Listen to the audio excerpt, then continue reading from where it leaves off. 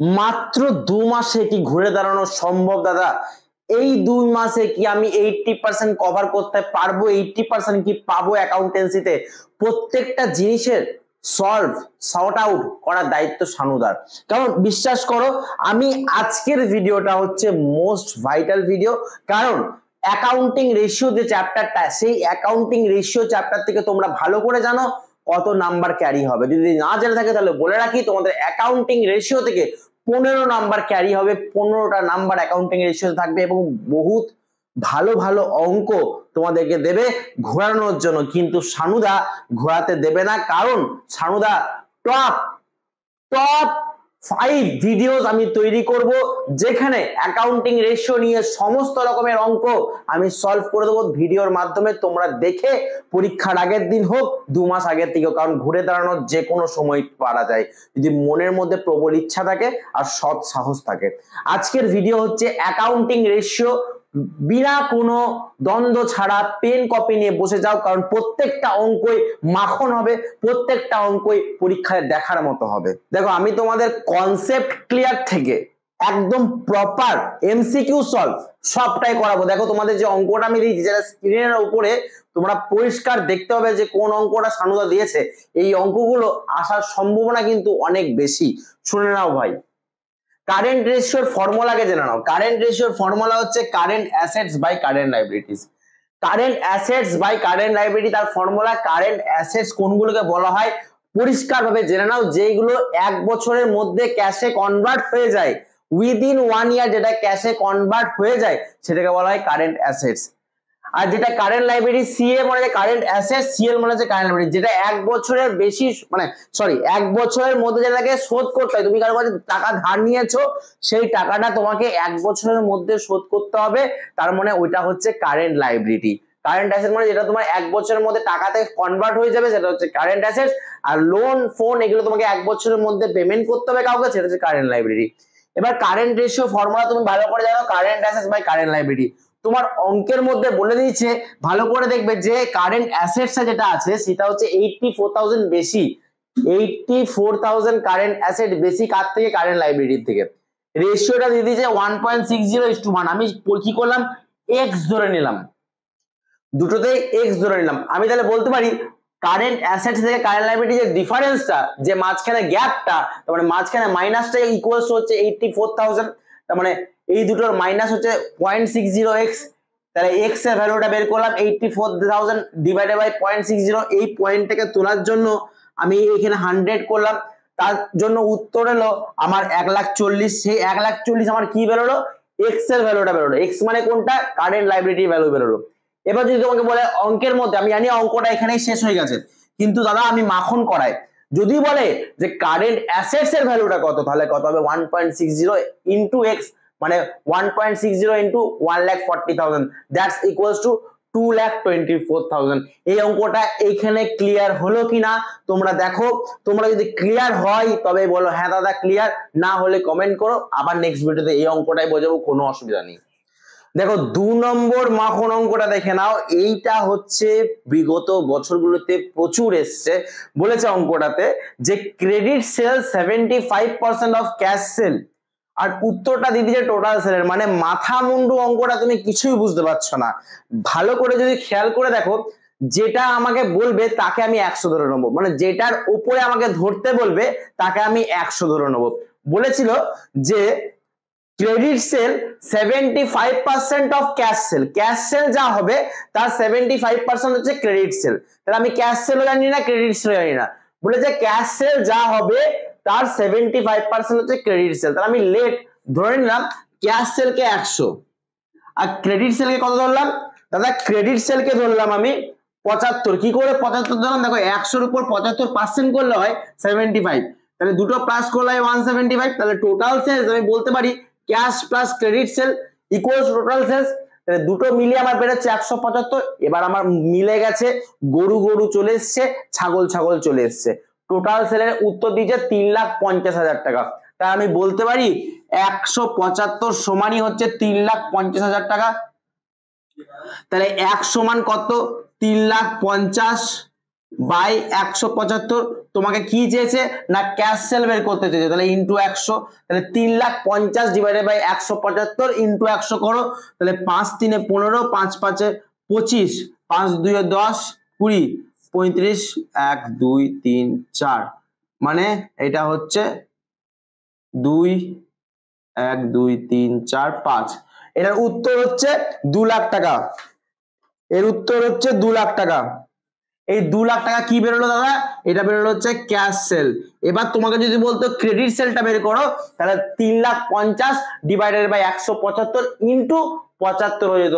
যেটা বের করতে বলবে সেটা ইন্টু করে দেবো। মানে আমরা ছোটবেলায় ক্লাস 9-10 ইউনিটারি মেথড করেছিলাম বা ঐকিক মেথড করেছিলাম, সেই মেথডের দ্বারা আমরা এই অঙ্কটা করছি। 175 সমান যদি 3,50,000 হয়, 1 সমান 3,50,000 বা 175, আর 100 সমান কত হবে? আমার বেরিয়ে গেল 2 লাখ টাকা, তার উত্তর। এরপরে আরেকটা মাখন অঙ্ক, এইগুলো পশ্চিম বাংলা বোর্ডে বিগত বছরে, মানে তোমরা তো সেমিস্টার ওয়াইজ প্রথম বছর তোমার বালিকা বাঁকড়া, কিন্তু ভাই তোমরা তোমাদের আগে দাদা দিদিরা যে পরীক্ষাটা দিয়েছে সেইখান থেকেও এমনি এমনি অ্যাকাউন্টিং রেশিওর অঙ্কগুলো দিত, যেগুলো তোমাদেরও আসার সম্ভাবনা আছে। এটা হচ্ছে 3 নম্বর অঙ্ক।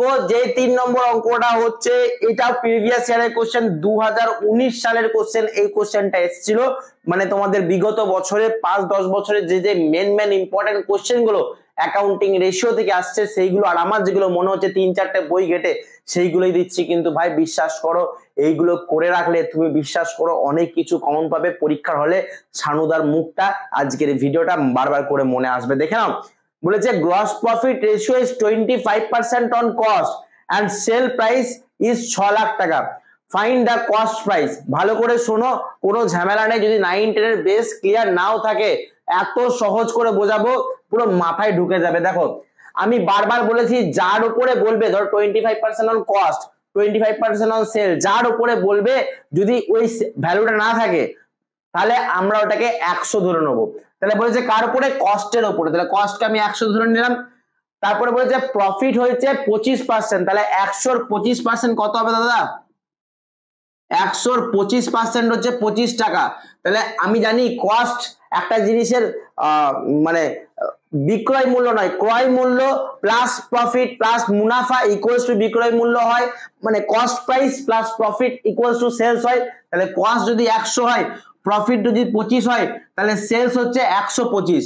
এইটুকু আমার মাথায় ঢুকে গেছে দাদা। এবার সেলের ভ্যালু দিয়ে দিয়েছে 6 লাখ টাকা।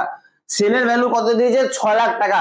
তার মানে আমি বলতে পারি 125 সমান হচ্ছে 6 লাখ টাকা, 1 সমান হচ্ছে 6 লাখ বাই 125। আর আমাকে অঙ্কটা বের করতে বলেছে find the cost price. Cost price মানে এই 100 এর ভ্যালুটা বের করো, তাহলে ইনটু 100 করে দিলাম। তাহলে আমার উত্তর বেরোবে 4,80,000 টাকা। এই হচ্ছে আমার উত্তর। এগুলো হচ্ছে সব মাখন অঙ্ক। এই অঙ্কগুলো পরীক্ষায় মানে দেওয়ার সম্ভাবনা 80% আছে দাদা। দেখো 4 নম্বর অঙ্কটা খুব যদি ভালো করে লক্ষ্য করো, কারেন্ট অ্যাসেট দিয়েছে 4,70,000 টাকা, কারেন্ট লাইবিলিটি দিয়েছে 2,40,000 টাকা।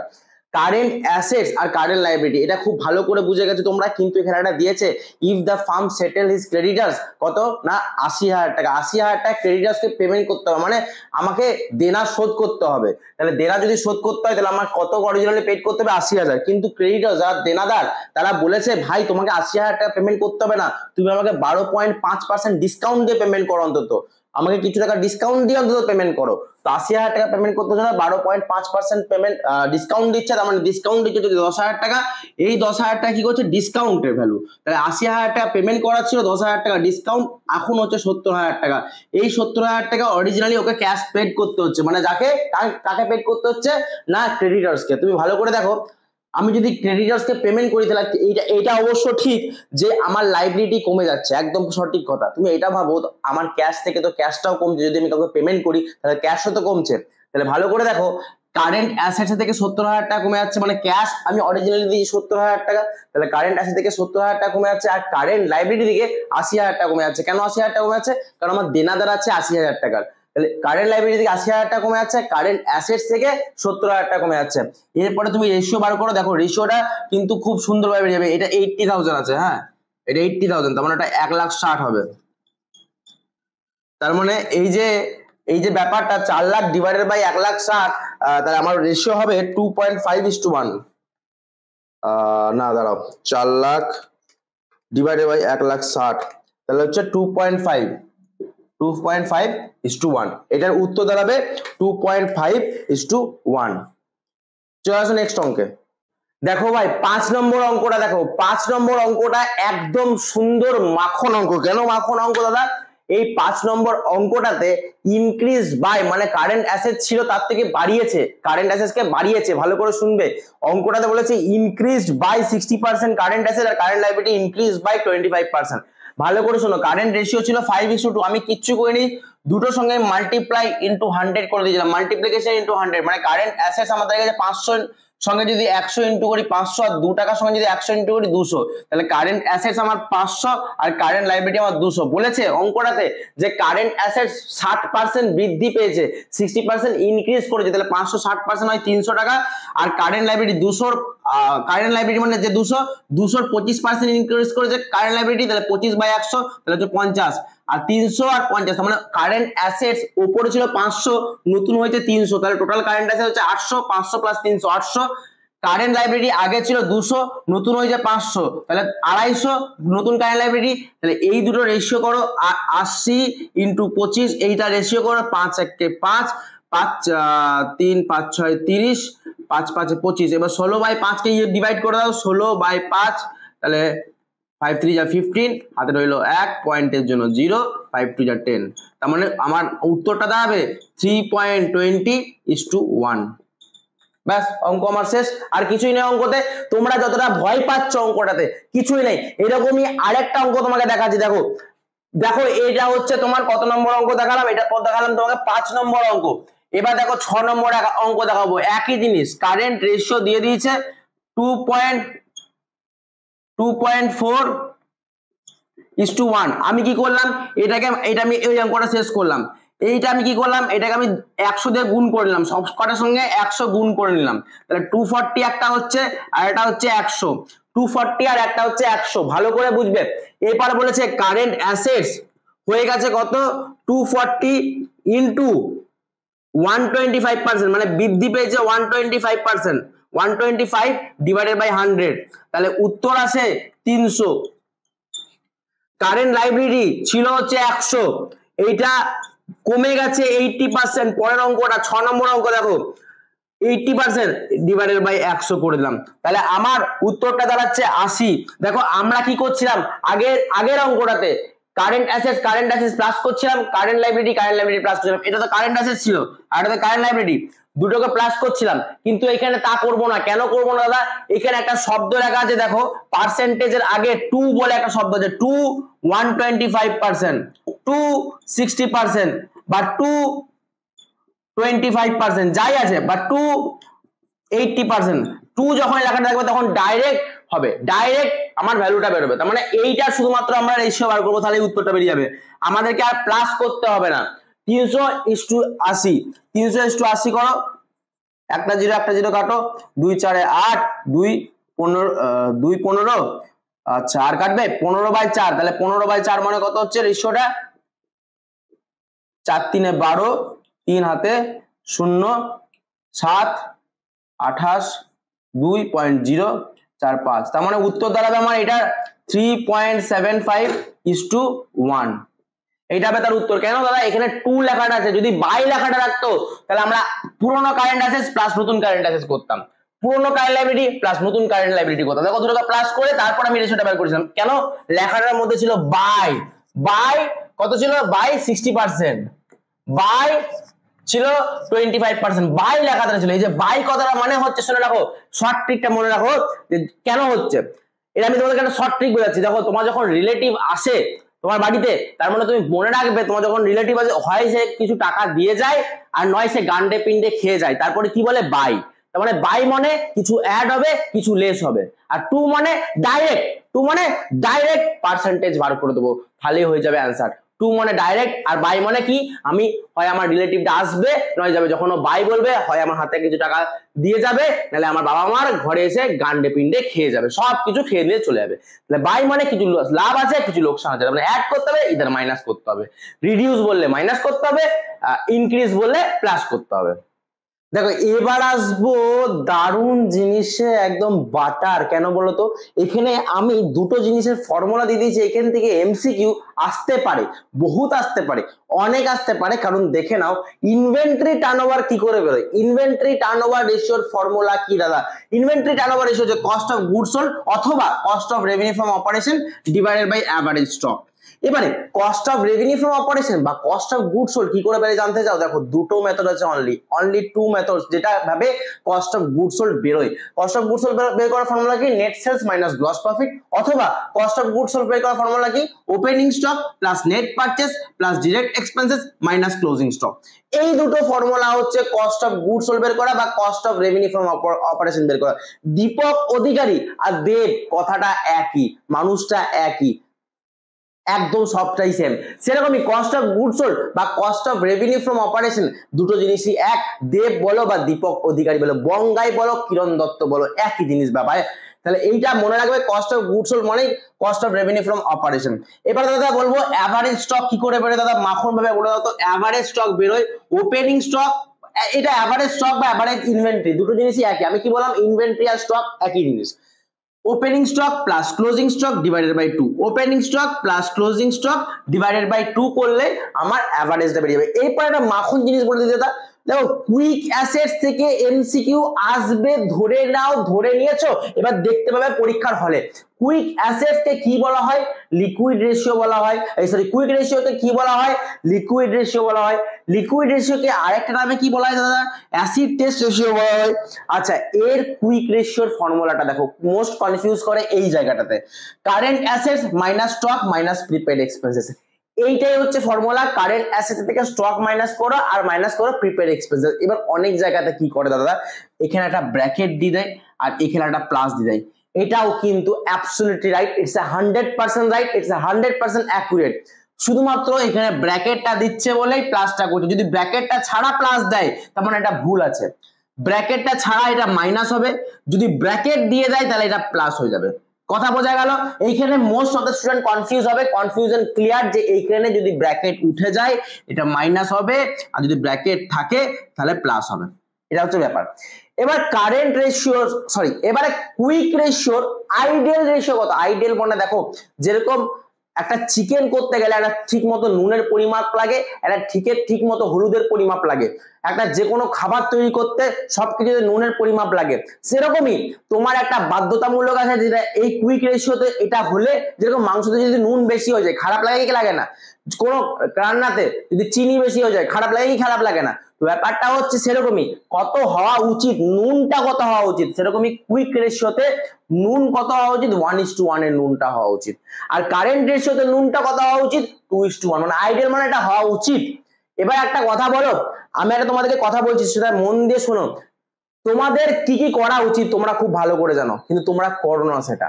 সত্যি কথা বলো, যে তোমাদের ভালো লাগে হচ্ছে বিরিয়ানি খেতে লাগে, কারো কারো আবার ফ্রাইড রাইস খেতে ভালো লাগে, কারো কারো আবার ফাস্ট ফুড খেতে লাগে, কিন্তু এটা তোমার জন্য কি উচিত? তুমি বলো, এটা যদি তুমি প্রত্যেকদিন খাও তোমার পেটের রোগ হবে না, তোমার সমস্যা হবে না? তার মানে কোনটা উচিত সেটা আমি করব, নাকি আমার কোনটা ভালো লাগে? ভালো লাগে যারা দেখবে নেশা ভান করে, তাদের নেশা ভান করতে ভালো লাগে, কিন্তু এটা কি উচিত? উচিত নয়। আমাদের ভালো লাগা আর উচিতের মধ্যে পার্থক্যটা বুঝতে হবে, কোনটা উচিত আর কোনটা ভালো লাগা। ভালো লাগাটা সবসময় উচিত নাও হতে পারে, এটা মাথার মধ্যে গেঁথে নিও, কারণ এইটার জন্যই এখনকার ইউথরা সব নষ্ট হচ্ছে। দেখবে ক্লাসের মধ্যে একটা ছেলে এমন থাকবে যে গোটা ক্লাসটাকে নষ্ট করবে দায়িত্ব নিয়ে। নেশা ভান করা, বাজে সঙ্গ করা, বাজে কথা বলা, বাজে দৃষ্টিভঙ্গিতে কাউকে দেখা, সব কটা কিন্তু এই একটি ছেলে গোটা ক্লাসটাকে নষ্ট করবে। ওই ছেলেগুলোর কাছ থেকে তোমরা কিন্তু যদি দূরে থাকতে পারো, ওদের জীবন উন্নত হবে। এটুকু মিলিয়ে রাখবে। আর আমি আবার বলছি, যে কোনো সময় ঘুরে দাঁড়ানো যায়, যে কোনো সময় উঠে দাঁড়ানো যায়, যে কোনো সময় যা খুশি করা যায়, যদি তোমাদের কাছে অদম্য ইচ্ছা থাকে আর সৎ সাহস থাকে। দেখো দাদা, 7 নম্বরের অঙ্কটা খুব ভালো করে দেখো, স্ক্রিনের উপরে যেটা ভাসছে সেটা হচ্ছে ইনভেন্টরি টার্নওভার রেশিও বার করতে বলেছে, কিন্তু ইনভেন্টরি টার্নওভার রেশিও বার করতে পারেনি, বের করতে বলেছে ক্লোজিং স্টক। ভালো করে শোনো, ইনভেন্টরি টার্নওভার রেশিও ফর্মুলা কি? সিওজিএস মানে cost of goods sold divided by average stock. COGS মানে cost of goods sold divided by average stock, বা সিওজিএস মানে cost of revenue from operation divided by average stock. ভালো করে শোনো, inventory turnover রেশিওর answer দিয়ে দিয়েছে 5, cost of goods sold এর হচ্ছে 5 লাখ টাকা উত্তর দিয়ে দিয়েছে। এভারেজ স্টক কি করে বেরোয়? আমি আগেরটাতে বললাম দাদা, মাখন ভাবে আবার বলে দাও, opening stock plus closing stock divided by 2।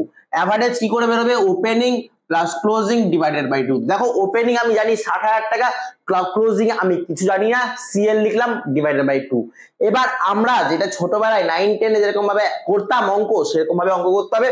দেখো এই যে এই 60,000 প্লাস ক্লোজিংটা আমি 5 এর সঙ্গে ইনটু করে দিলাম, আর এই দুইটা উপরে চলে যায়, তোমরা ভালো করে জানো 5 লাখের সঙ্গে 2 ইনটু আর 5 এর সঙ্গে 60,000 প্লাস সিএল, তাহলে 3 লাখ প্লাস সিএল হলো 3 lakh plus 5 CL equals to 10 lakh, তাহলে 5 CL equals to 7 lakh, CL equals to 7 lakh by 5, that's equals to 1,40,000। তাহলে ক্লোজিং স্টক আমার বেরিয়ে গেল 1,40,000। দেখে নাও তোমরা একবার অ্যানসারটা তোমাদের মিলেছে কিনা, যদি না মিলে থাকে তাহলে অবশ্যই কমেন্টে জানাও। হ্যাঁ, আরেকটা কথা বলে দিই তোমাদেরকে, তোমরা যদি চাও দাদা আমাদেরকে অ্যাকাউন্টিং রেশিওটা বেসিক থেকে বোঝাও, থিওরিটা বোঝাও, তাহলে অবশ্যই বোঝাবো, কিন্তু রিকোয়েস্ট চাই, একটা কমেন্ট চাই, একটা ভালোবাসা চাই। তাহলে এরপরে আসবো 8 নম্বর অঙ্ক। আমি প্রত্যেকটা ভিডিওতে যতগুলো অ্যাকাউন্টিং রেশিও করব ততগুলো ভিডিওতে 10টা করে অঙ্ক দেবো, আর 10টাই একদম তুলে ধরার মতো অঙ্ক, 10টাই যেন মাখন অঙ্ক পাবে।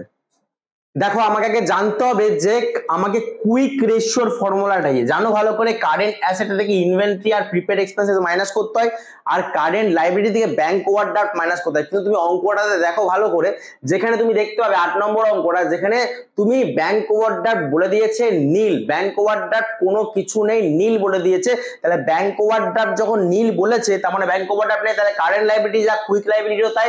তাহলে দেখো ভালো করে 0.80 আমার অ্যানসারটা দিয়ে দিয়েছে, মানে রেশিও দিয়ে দিচ্ছে quick ratio 0.80 divided by 1। Current অ্যাসেটের থেকে ইনভেন্টরি আর প্রিপেড এক্সপেন্সেসটাকে কি করেছে? লেস করেছে। তাহলে কারেন্ট অ্যাসেটস এর মধ্যে থেকে ইনভেন্টরি হচ্ছে 64,000 রুপিস, আর প্রিপেড এক্সপেন্স হচ্ছে 8,000, আর কারেন্ট লাইবিলিটি 1.5 লাখ টাকা। এবার এটাকে আমি ইকুয়েশনে যদি সাজাই, তাহলে 1.5 লাখ টাকা থেকে যদি আমি ইনটু করি, 1.5 লাখ টাকার সঙ্গে যদি 0.80 ইনটু করি, আর এটা যদি হয় 1 দিয়ে ইনটু করি, তাহলে এটা ক্রস মাল্টিপ্লিকেশন হচ্ছে। তাহলে সিএ মাইনাস 64,000 মাইনাস 8,000, তাহলে দুটোকে যদি মাইনাস মাইনাস হয় তাহলে মাইনাস মাইনাসে প্লাস হয়ে যায়, তোমরা ভালো করে জানো। তাহলে এইটা হচ্ছে 1,20,000, 1.5 লাখ ইন্টু 0.80 করলে হয় 1,20,000। কারেন্ট অ্যাসেটস মাইনাস 72,000 টাকা, তার মানে আমার এইখানে দাঁড়াচ্ছে হচ্ছে 72,000 টাকা। যদি এইদিকে চলে আসে তাহলে প্লাস হয়ে যাবে, 1,20,000 প্লাস 72,000 টাকা ইকুয়ালস টু সিএ। সিএ মানে কারেন্ট অ্যাসেটস। তাহলে আমার অ্যানসারটা বেরোবে 1,20,000 প্লাস 72 মানে 1,92,000 ইকুয়ালস টু সিএ। তার মানে আমার কারেন্ট অ্যাসেটস বেরোচ্ছে দাদা, কারেন্ট অ্যাসেটস বেরোচ্ছে, ভালো করে শুনে রাখো, কারেন্ট অ্যাসেটস বেরোচ্ছে 1,92,000। ক্লিয়ার হলো? এরপরে একটা ধামাকাদার জিনিস বলে দিই, দেখো কারেন্ট রেশিওকে আরেকটা নামে বলা হয়, সেটা হয় ওয়ার্কিং ক্যাপিটাল রেশিও। কারেন্ট রেশিওকে আরেকটা নাম বলা হয়, সেটা কি? এটা কি দাদা?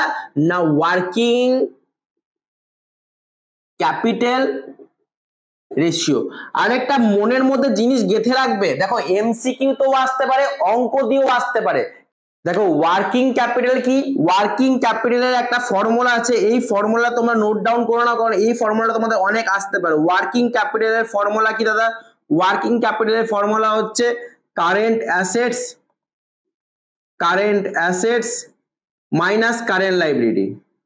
এইটা হচ্ছে ওয়ার্কিং ক্যাপিটালের ফর্মুলা, যেটা তোমাদেরকে জানতে হবে। Current assets by current liability, এটা হচ্ছে ওয়ার্কিং ক্যাপিটালের ফর্মুলা।